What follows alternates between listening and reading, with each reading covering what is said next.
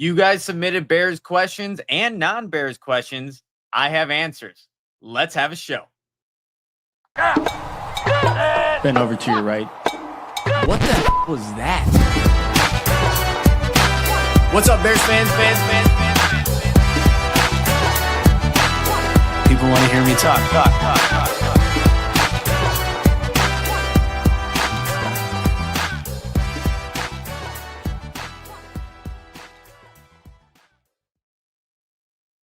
What's going on, Bears fans? And welcome to another episode of the Nicholas Moreano Show. I'm your host, Nicholas Moreano. Make sure to like, subscribe, leave a comment, and of course, share this Bears YouTube channel with a fellow Bears fan. Happy Monday, everybody. It's been a little bit since we've done a live show. Hopefully, everyone's been enjoying this hot-ass summer. My goodness. It's funny because every time, it's winter, it's cold, we're going through the Chicago Midwest weather. I'm always catch myself saying, man, I can't wait for summer. And that's still true. No doubt about it, even with all this hot weather. But guys, it's been hot. Like, step outside your air-conditioned apartment, house, whatever it may be, and you almost want to go back inside. I don't know.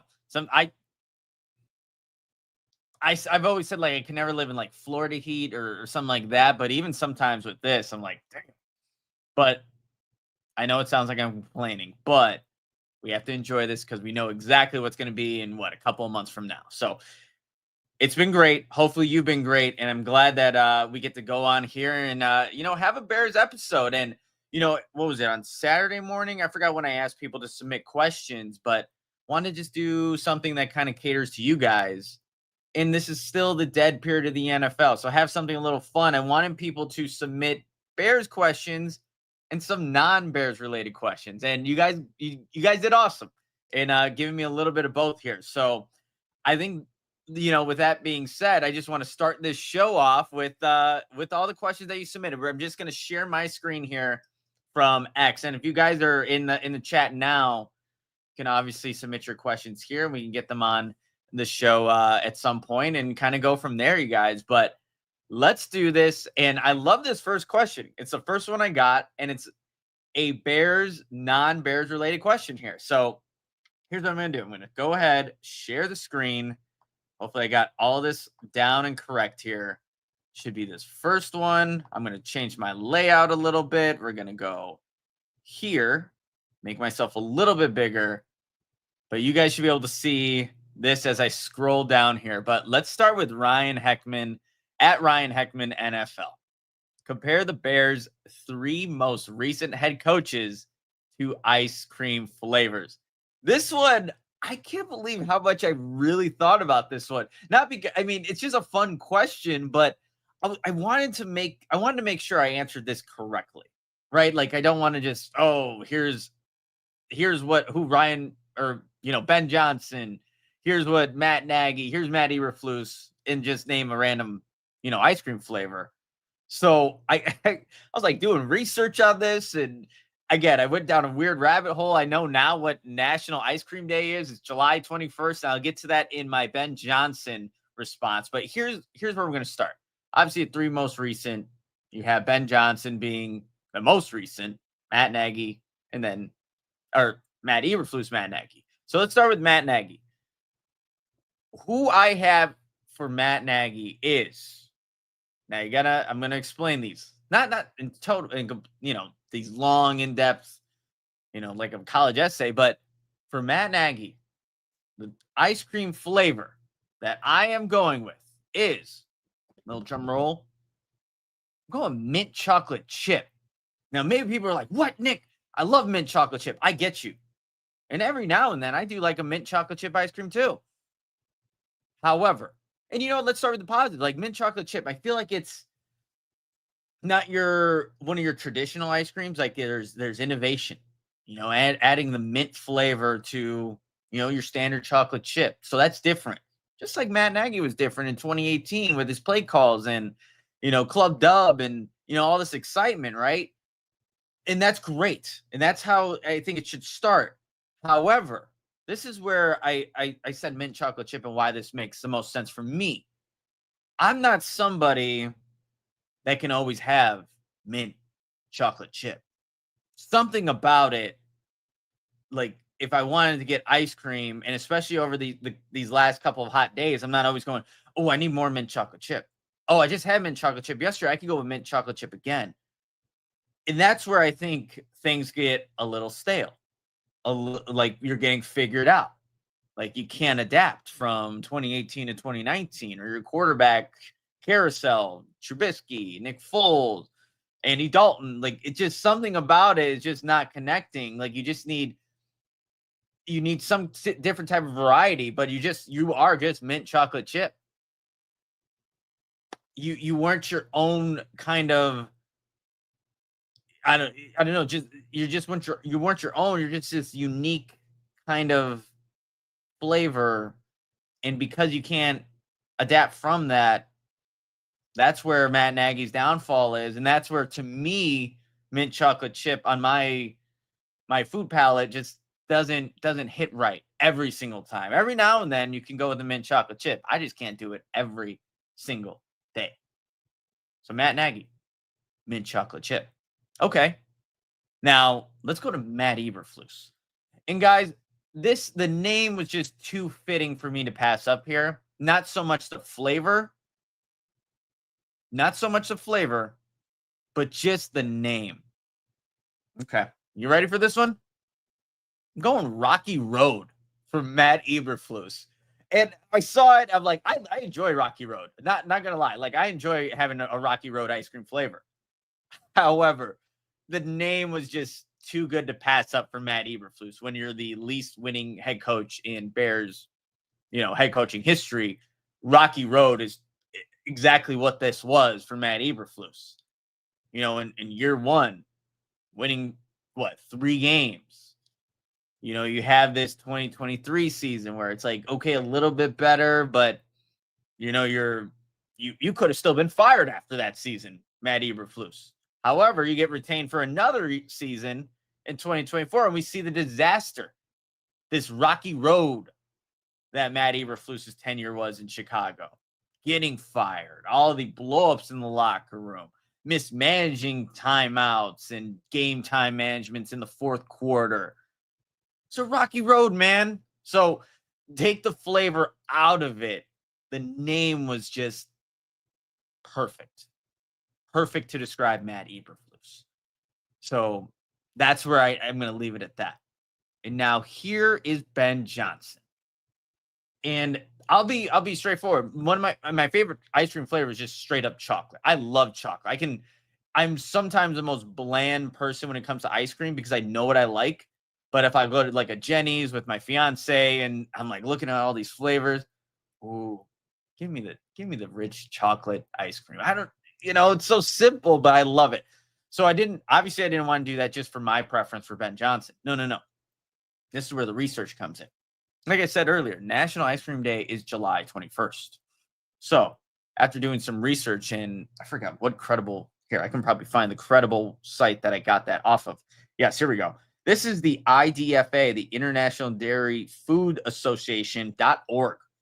That's how you know. But Ben Johnson, so in 2024, they're going to come out these rankings. I think it's annually. So in 2025, they'll have their new top 5. But the top 5 ice creams top 5 flavors among the general American public in 2024 were vanilla, chocolate, strawberry, butter pecan, interesting, and then here's Ben Johnson. Number 5. Cookie dough.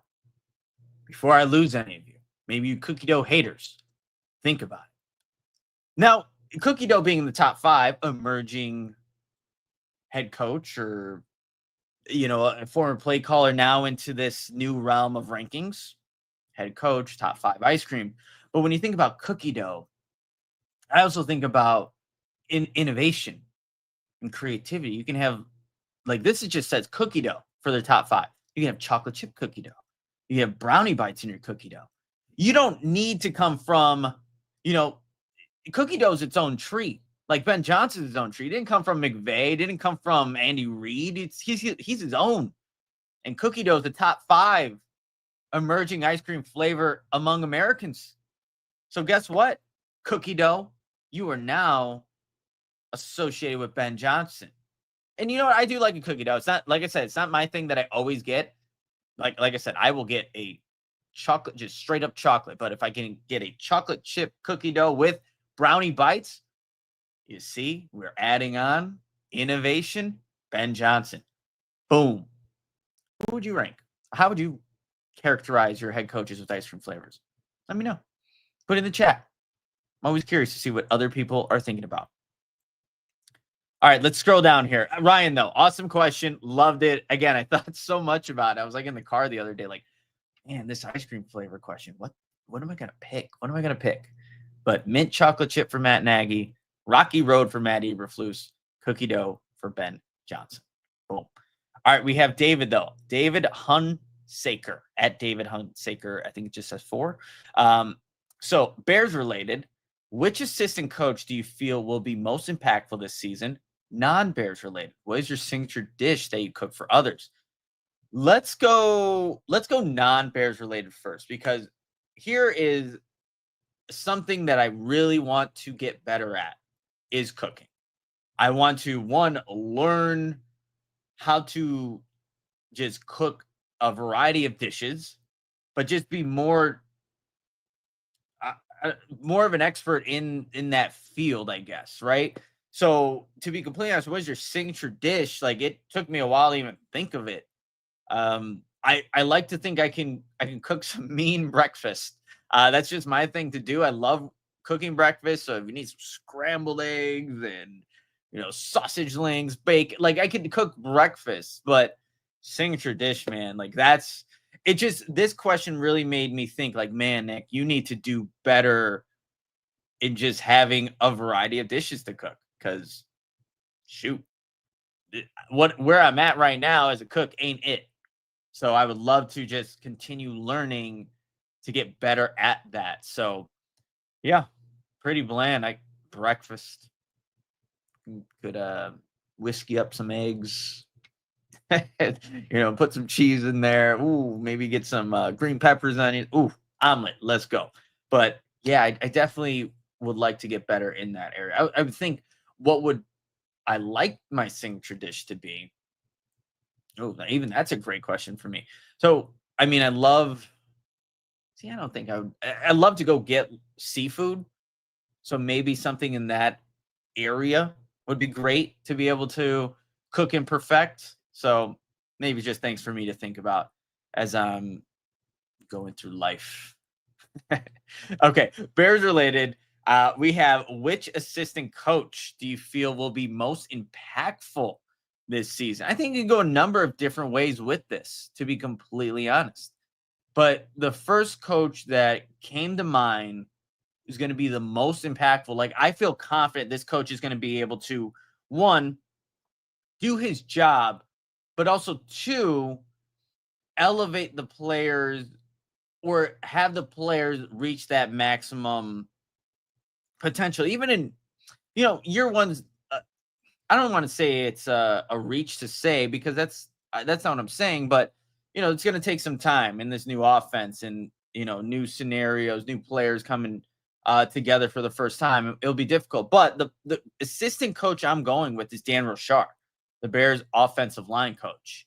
And that group has talent on it, especially when you look in the interior, and then right tackle at Darnell Wright. And we'll see what happens at left tackle. But most impactful, I just think of all the times where Caleb Williams last season had unblocked pressures, because for whatever reason, some guys couldn't pass other people off. And then you had an unblocked defender, going in the A gap. And once that happens, A gap, B gap for Caleb Williams, like, although he was good at avoiding pressure at times, like, you can't consistently do that and operate an offense that way. So I think just cleaning some of those miscues, pre-snap too, will definitely help. And Dan Rochar is going to be a big part of that. I think just having the guys that you have in the interior now, right, I think are just going to be huge to help the Bears offensive line just be better, man. Just be better. So that's a assistant coach I went with, but I was also thinking now I wanted to put the Bears defensive line coach, but I don't know. There's just too much uncertainty there. I was also going I was thinking Bieniemy for the running backs, just the impact he can have on this Bears running back room and what he can do for a guy like DeAndre Swift, you guys. I think that's huge. And hopefully he can just get him to a version that's way better than what it was in 2024. And there's aspects that obviously I like from what Swift was doing with the Eagles in 2023, but I think there's still areas in that season where he could be a more impressive player. So yeah, Eric Bieniemy is definitely somebody that I'm also looking at to just provide a big impact for this team and what he can do, for that running back group. I don't know why, for whatever reason, I was looking down, like, wait, Joe Thuney, Jonah Jackson. Why can't I think of the Bears center's name? That's so weird. Drew Dahlman is the Bears center, but for whatever reason, who asked me yesterday who was the running bear? My friend asked me, like, who was the guy that fumbled, the offensive lineman that fumbled on the goal line? And I'm like, Doug Kramer? And that's the only name I could think of for Bears center. And then obviously Drew Dahlman. But yeah, we're going to get off Doug Kramer and get on to this next question here. Actually, what are we? 15, 16 minutes into the show. We have 1, 2, 3, 4, 5, 6 more. Okay, so we will do Doug's Bugs question here. Which running back is going to get cut by other team in training camp, then grabbed by the Bears? This is also, I had to do some research on this one just to see exactly who would actually fit this bill here. But here's a name, and not to say that, oh man, the Bears need to go get him, but maybe could be a cut candidate for sure, just considering all the other running backs. But what about a guy like Dameon Pierce from Houston? And here's why. Well, not only do the Texans have Joe Mixon, they just added Nick Chubb. They drafted Woody Marks in the 4th round and Dameon Pierce. Doesn't he seem like the odd man out now? You add Nick Chubb. You have a veteran in Joe Mixon. You just drafted a rookie who has that pass catching ability in Marks. Dameon Pierce, ever since his rookie season, carries, yards, touchdowns have all gone down. He's a physical runner for sure, but we just haven't seen him create the impact that he did when he got into the NFL. And then he's also dealt with some lower body injuries, everything from hamstring, groin, ankle injuries. So that is maybe a guy to keep your eye on as you're looking for cut candidates at the running back position. And that's if the Bears are still going to look to add to the running back position, right? Because they obviously don't need J.K. Dobbins, don't need to go out and get Nick Chubb right now. Let's kind of stay put with what we got and evaluate the running backs that we currently have in the room. DeAndre Swift, Roschon Johnson, Kyle Monangai. You have Travis Homer, you have Ian Wheeler, you have those types of guys. So maybe the staff just feels more strongly in the whole entire running back room than a lot of people, like even myself and a lot of fans do. And I'll say this with DeAndre Swift, there's I think a part of the fan base that really wants nothing to do with him.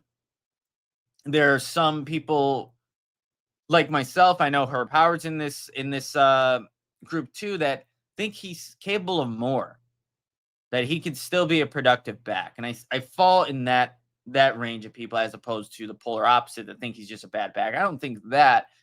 There are things he can get better at, but yeah, not going to go all the way to that side of the equation when talking about DeAndre Swift. But that's the name that I came up with right now is Dameon Pierce. More of a physical runner, kind of the Roschon Johnson role that Ben Johnson sees. Or was it Ben Johnson or Ryan Poles? I believe it was Ryan Poles actually that talked about Roschon Johnson. Whoever it was higher up in the organization talking about a specific role for Roschon being the physical type of back. So I went with. That's where we're gonna not end it, obviously, but we're gonna stop with our first break here, and let's see. We're gonna do some rearranging. We're gonna go to solo. We're gonna. Oh, I guess I don't have to stop sharing because I'll stop screen sharing. Okay, boom. We're back on the solo camera. Just me. Boom, boom, boom, boom. Why do I keep saying boom?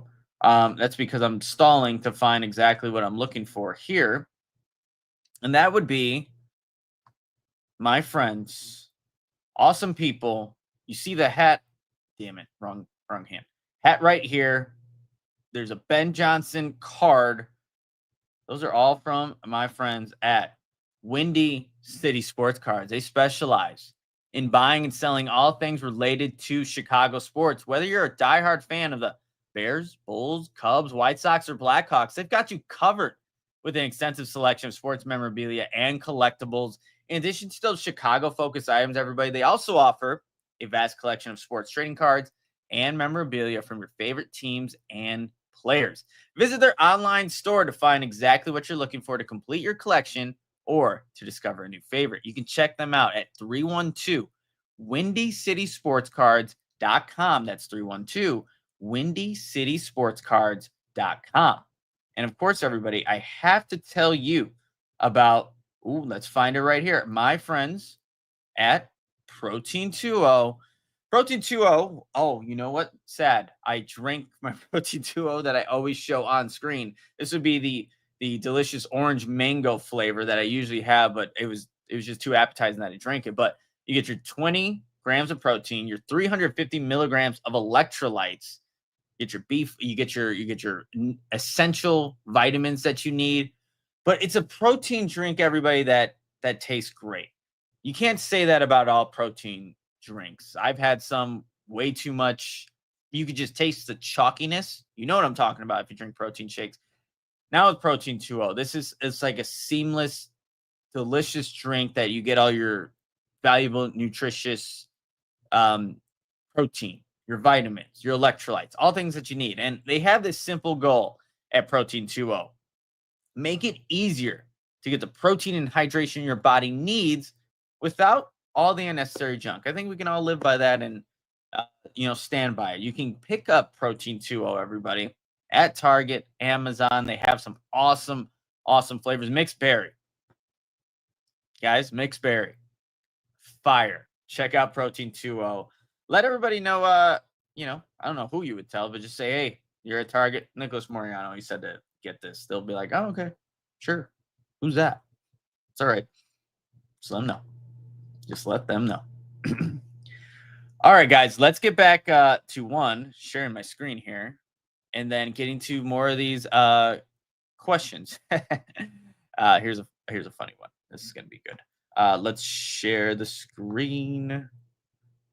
Get this back up here, and then we'll go to this setting. Boom.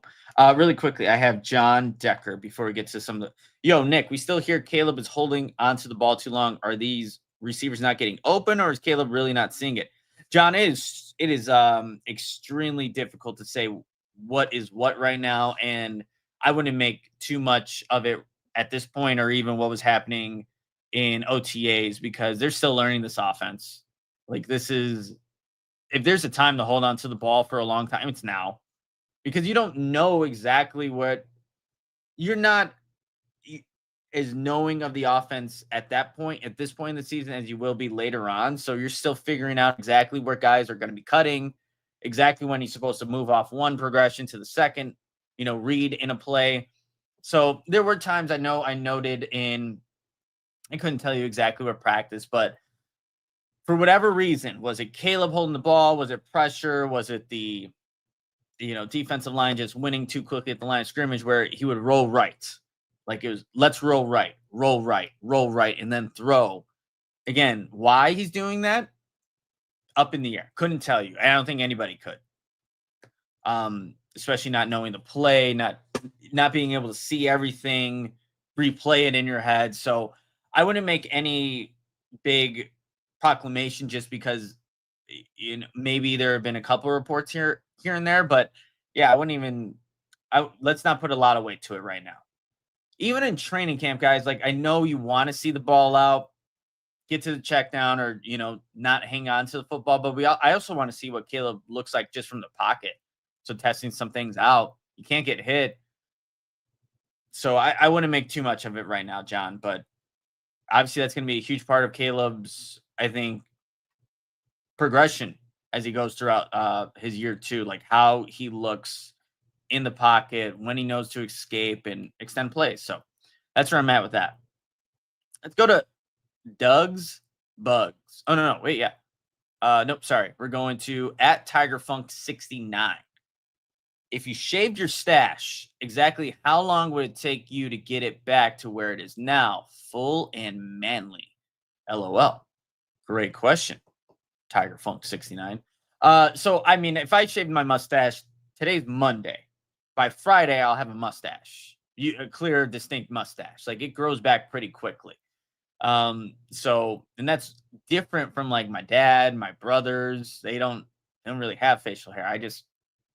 If I go shave it off, like I will have, if I shaved everything off right now, by Friday doing a show, it's like, oh yeah, Nick has facial hair again. That's just how it is.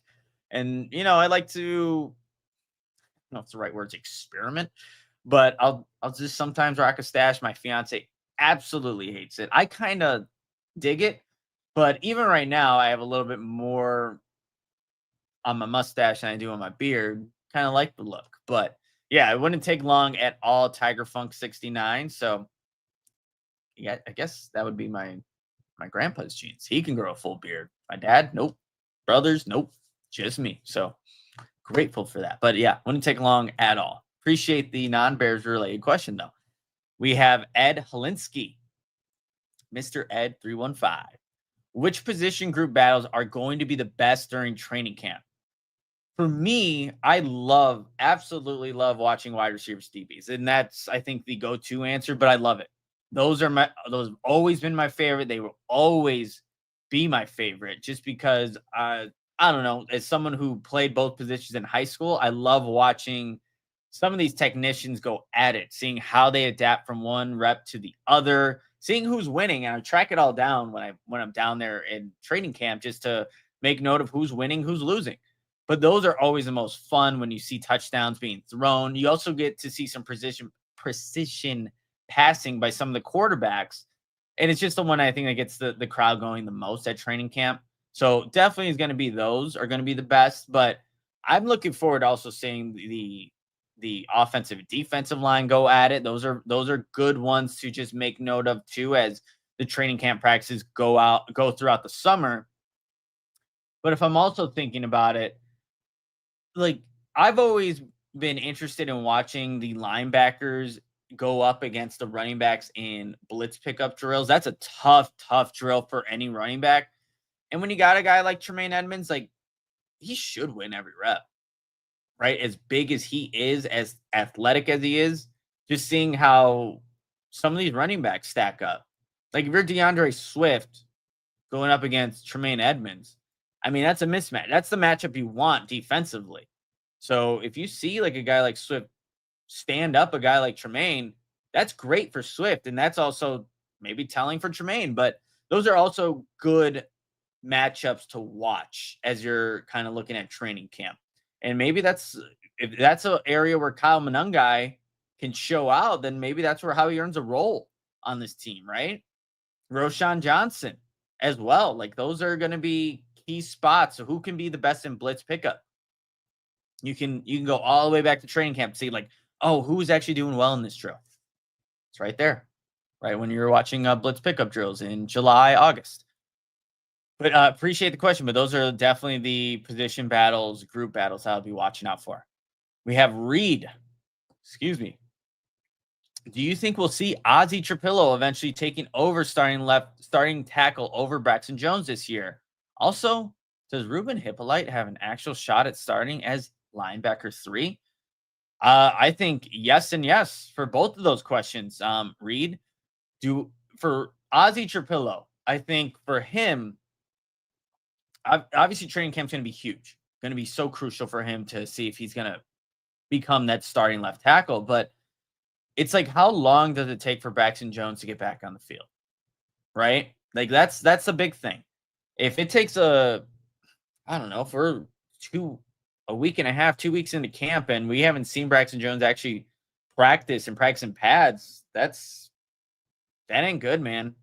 And especially if Azie Trapillo at that point in time is stacking practices, then you're hopefully going to see the Bears make a decision early with this. I'm fine with that. I'm fine with the Bears saying, like, I've seen enough. Azie, you're the starting left tackle. Braxton, we appreciated what you've done these past couple of seasons for us. I know you're, starting left tackle in this league. You've showed that, but we like what we've seen from Azie. We want continuity. Let him, practice alongside Joe Tooney. Let him get that chemistry right now in training camp. Boom. Don't have to even worry about it anymore. That now that doesn't become a story like, oh, they're switching back and forth. Azie, Karan, Braxton. Who's it going to be this day? How's he look this day? Who's going to get the next start? Nah, man. Just end it there. Let one of those guys win it and roll with it. I'm fine with that. So to answer your question, yes, I do think Azie Trapillo has a good shot of being the starting left tackle for the Bears this upcoming season. And then Ruben Hippolyte as well. Excuse me. Yawning. I don't know why. Should be up. I had an energy drink. Ruben Hippolyte, I think when you look at him from a talent standpoint and what he can bring in terms of speed on the field, he outmatches a lot of these other linebackers that are even competing for the spot. Noah Sewell doesn't have the speed that Ruben Hippolyte has. You have Ongbong basically a special teamer. Nope, not going to do it there. So if Dennis Allen wants to get speed on this at the linebacker spot, that third linebacker spot, that's not going to play all the time. You're going to have your guy, Kyler Gordon, more times than not in the game, especially since you just extended him, got him a new contract. But when he is on the field, if speed is a differentiator, Ruben Hippolyte wins. And especially if he can understand this defense and what's being asked of him. So, yeah, he definitely has a shot. No doubt he has a shot. Just like every player, I'm going to preface this, this training camp will be important. Earn the trust from your coaches. Go out there, execute, make some plays in the flat. Like, if you see, if Ruben Hippolyte's able to pick up things quickly, identifies, oh, okay, there's DeAndre Swift going out to the flat, knows exactly that he can get out there without being maybe some eye candy from Ben Johnson, is able to diagnose that, boom, those are the types of plays that stand out and will get him noticed and able to make an impact on this football team. All right, let's go to Cody McBanks. Nick. So Nick, that spelling is spelled like the Nick on Love Island. Yes, like hooked on it, you guys. Not ashamed of saying it either. Not ashamed. It's like bad TV, but it's like it's like a car crash. You just can't look away, which is terrible to say, but I just keep watching it. But Nick. It's weird. My name Nicholas has no K in it, but Nick is how you spell it. Nicholas is Nicholas. But Nick, Love Island Nick. All right. Cody asks, Nick, do you know how the ownership works now? Irsay had to name a single daughter as owner per NFL rules. Who's the official owner of the Bears now? So I did some research on this one just so, can tell you what I found. But essentially, George McCaskey. He's going to be the one that has the voting rights in the shares in the team. So it's gonna be George McCaskey. He's been the chairman since 2011. Like, that's who I think now that Virginia has passed, like, this is technically the owner of the Bears, George McCaskey. And then according to Crane Currency, the 20% stake owned directly by Virginia McCaskey will be distributed among family members to lower the tax burden involved in taking control of their ownership. This is all from an article from NBC Sports Chicago. More notable is the question who will control the voting rights of the shares in the team. It is likely that control will pass to George McCaskey, Virginia's son, who has served as the team's chairman of the board since 2011. That plan has not been publicized, but that was back in February, and the NFL approved of this ownership plan from the Bears. So George McCaskey would technically be the owner right now as it stands. But guys, I think, oh yeah, here's a Chicago Bears network. Just sharing your tweet on here. But those are the questions that you submit. So let me get out of this stop screen here. Boom. Goes back to full screen. But those were the mailbag questions. And I appreciate the Bears, non-Bears related. And, you know, it was fun just to kind of go on here, do this, have some fun with this show, and just, you know, have a good time. Like I said, that ice cream question really got me thinking about who is what. And let me know if you agree with that too, or if I was way off in my line of thinking of associate an ice cream flavor with the most 3 recent Bears head coaches. Who do you got? Why is Rocky Road Matt Eberflus? That's what I went with. But it's a fun exercise, a fun show, and a good way to still, you know, we're about to get into July here. That means we're in the month of training camp, but we still have some time there. Plan is still to do some another maybe 1 or 2 film breakdowns. Again, they take a lot of time to do, and full transparency right now. I'm planning one. The one bachelor party is basically done. Planning it for a buddy. I have another one that I have to plan for. I'm the best man in both. I have wedding stuff going on. So that's been obviously taking up a lot of time as well. Fiance's birthday, our anniversary's coming up. Like, there's just a bunch of like life stuff right now, and I get it. I mean, hopefully you guys understand, and you obviously go through the same thing as well. But yeah, just gotta manage the time, and I will do that. So I'll definitely get another film breakdown on here. Hopefully you guys enjoyed the Rome one. You can always check that one out here and in my YouTube feed. But that's going to do it for this episode, everybody. Appreciate everybody for coming in, hanging out on your Monday morning for this mailbag episode. And we'll have to do something like this again. I'll have to maybe polish it up a little bit more, unless the share screen works, which is awesome. But that was fun for me. And again, some of those non-Bears related questions are some of the most fun to answer.